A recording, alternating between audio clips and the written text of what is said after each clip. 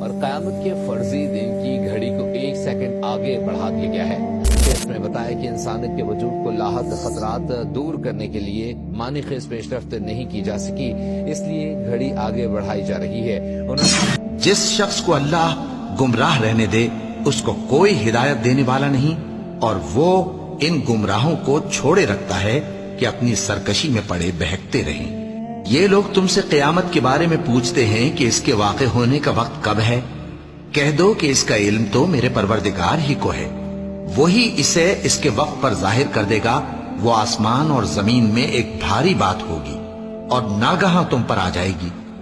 یہ تم سے اس طرح دریافت کرتے ہیں کہ گویا تم اس سے بخوبی واقف ہو۔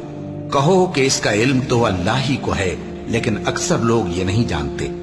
کہہ دو کہ میں اپنے فائدے اور نقصان کا کچھ بھی اختیار نہیں رکھتا مگر وہ جو اللہ چاہے، اور اگر میں غیب کی باتیں جانتا ہوتا تو بہت سے فائدے جمع کر لیتا اور مجھ کو کوئی تکلیف نہ پہنچتی۔ میں تو مومنوں کو ڈر اور خوشخبری سنانے والا ہوں۔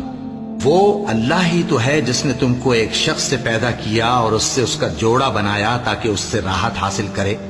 سو جب وہ اس کے پاس جاتا ہے تو اسے ہلکا سا حمل رہ جاتا ہے اور وہ اس کے ساتھ چلتی پھرتی ہے۔ پھر جب وہ بوجھ محسوس کرتی ہے یعنی بچہ پیٹ میں بڑا ہوتا ہے تو دونوں میاں بیوی اپنے پروردگار اللہ سے التجا کرتے ہیں کہ اگر تو ہمیں صحیح و سالم بچہ دے گا تو ہم تیرے شکر گزار ہوں گے۔